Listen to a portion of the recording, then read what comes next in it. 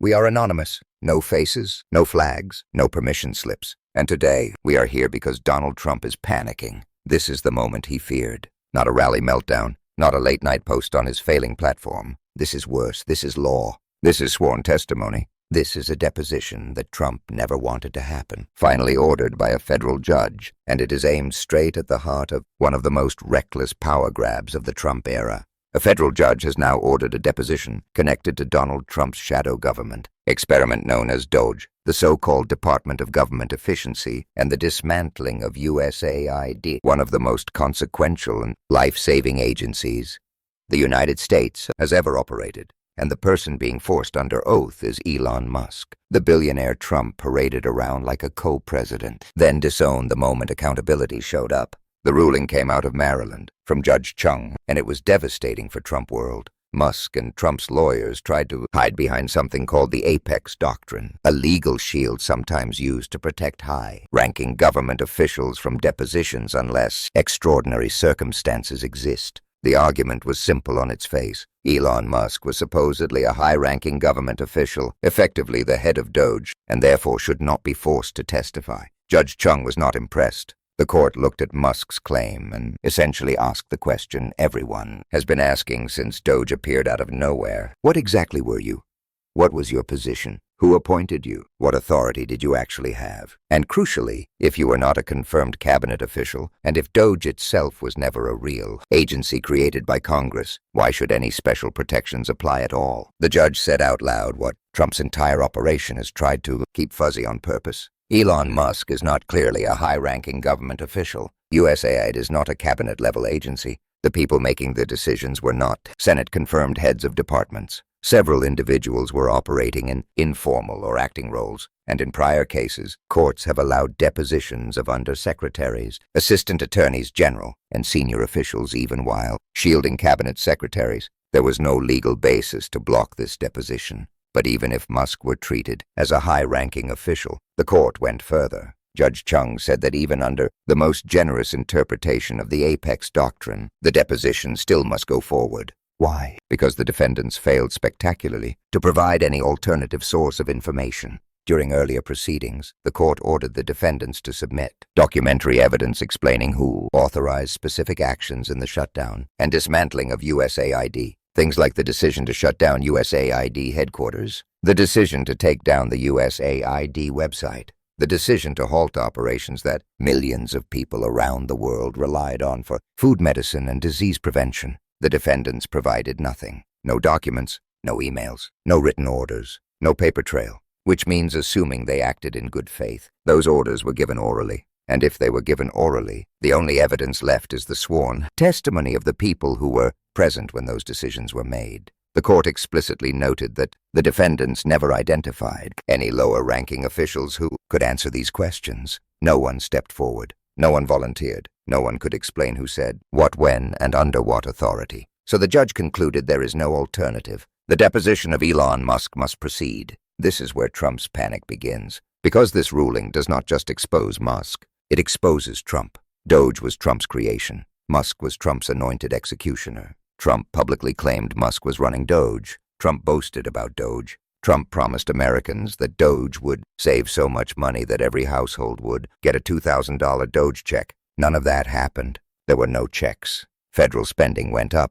The debt increased. The deficit expanded. Americans became worse off, not better. And while that was happening, USAID, an agency that had demonstrably saved tens of millions of lives since its creation and millions every single year, was gutted. USAID was the backbone of American soft power. It prevented famine. It treated HIV before it became AIDS. It stopped preventable diseases from spreading. It was how the United States led the world without firing a shot. And under Trump, that leadership was forfeited. Experts have documented that USAID programs saved lives at a scale almost impossible to overstate. Nutrition programs prevented mass starvation. Disease prevention programs stopped outbreaks before they became global crises. And all of that was disrupted by a billionaire with no confirmed authority, operating under a fake department that may not have even been part of the executive branch. Millions of people suffered. Many died. And now finally, someone will have to answer under oath. Congress never called Elon Musk to testify.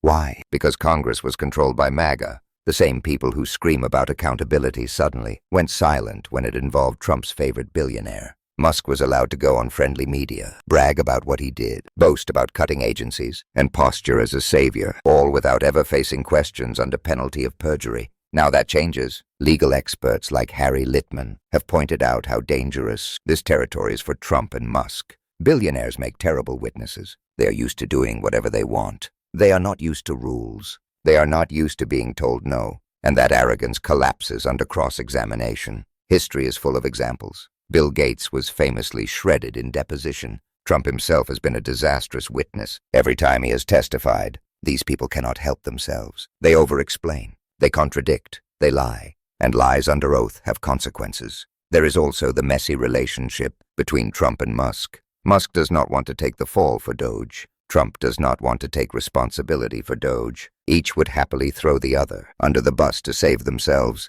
That tension is now a live wire in a deposition room. And then there is the core issue the judge flagged, without even fully ruling on it yet. What was DOGE? If DOGE was not a real government entity, if it was a quasi-governmental operation run by a freelance billionaire with no formal authority, then none of the usual immunity protections apply. That would mean Trump allowed an unelected, unconfirmed private citizen to run around the federal government, dismantling agencies, issuing orders, and reshaping policy with zero accountability. No electoral check, no congressional oversight, no constitutional legitimacy. That is not efficiency. That is authoritarianism. And here is where Trump's fear deepens, because precedent matters. MAGA has spent the last year abusing oversight powers, dragging Bill Clinton and Hillary Clinton into deposition threats over the Epstein files, setting norms on fire. Only one former president in history, Harry Truman, ever testified, and he did so willingly. What MAGA is doing now is unprecedented, and precedent cuts both ways. If MAGA believes it is open season on depositions, subpoenas, and forced testimony, then once power shifts, it truly is open season. Anyone can be called.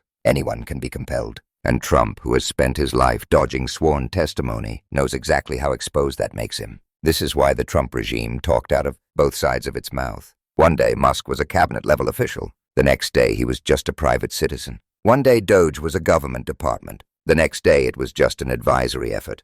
That ambiguity was not accidental. It was designed to evade accountability. The courts are catching up. The law moves slowly, but it does not disappear. Emergency dockets fade. Press cycles move on. But sworn testimony endures. Depositions create records. Records create consequences. Judge Chung did not need to decide everything today. The provisional ruling was enough. Musk will be deposed, under oath, with penalties for lying. And what comes out of that deposition could be the first real reckoning for DOGE, for the destruction of USAID, and for Trump's abuse of power in his early months back in office. Trump is panicking because this is not a tweet fight. This is not a rally. This is not a friendly interviewer nodding along. This is a legal proceeding where facts matter, where words are locked in, and where contradictions become evidence. And once the record exists, it cannot be erased. We are anonymous. We remember what they want forgotten. We document what they want buried. If you believe power should answer to the people, share this. If you believe no billionaire is above the law, subscribe.